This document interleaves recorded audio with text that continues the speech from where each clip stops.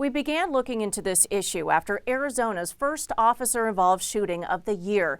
It involved an officer with a record of suspended credentials, fights, and use of force allegations. He began in a larger department and then moved down to smaller agencies. You hardly think of a chief taking the job and then being out on the streets. It's still about continuing to serve my community. You can find Miami Police Chief Keith Thompson patrolling the streets 5 days a week. When we caught up with him last month, Thompson had only been with the department for a few weeks. With me restructuring the department, I don't look at it as a second chance agency. We're looking for the finest ones that we can get. His job is to boost the community's confidence in the Miami Police Department. It's not my needs that need to be met, it's the needs of the community. He had just taken the job when one of his officers shot and injured a man who allegedly refused to pull over for a traffic stop, turned around, and drove towards the officer. The officer who pulled the trigger was Officer Richard Mueller. Mueller's career began with the Pinal County Sheriff's Office in 2009. He was forced to resign in 2013 after an off-duty fight at a Tempe bar. His state certification temporarily suspended, and his name placed on the Pinal County Brady list. Every county attorney's office has one, listing officers with integrity issues. In 2015, Mueller was hired on with the Superior Police Department.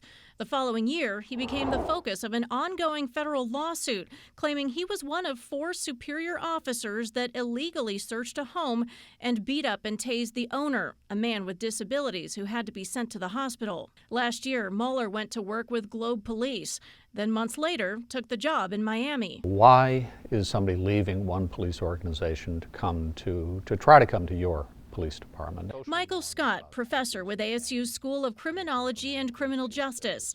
He says officers with troubled track records sometimes find a home with smaller agencies that can't afford to be choosy. There's a lot of pressure on police chiefs to get their departments up to full staffing.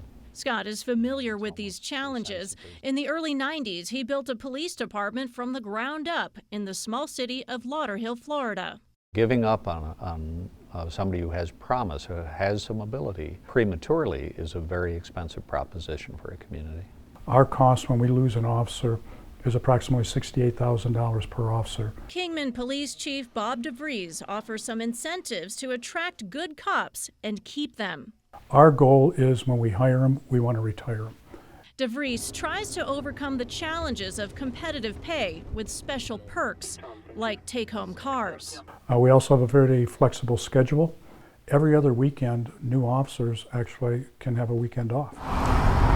The Coolidge Police Department aims to inspire potential candidates with specialty training and assignments. Whether it is in drug interdiction, specializations like, domestic violence, mental health. For Sergeant Shano Martinez, working for Coolidge PD was an easy decision. This is her hometown, but she says recruits might be enticed by better paying agencies nearby. They can go 20 minutes from here, 30 minutes into Gilbert and make $20,000 more a year. As for recruits with a few strikes on their record? Was it something that was corrected or can be corrected? Officer Mueller is back patrolling the streets of Miami, Arizona.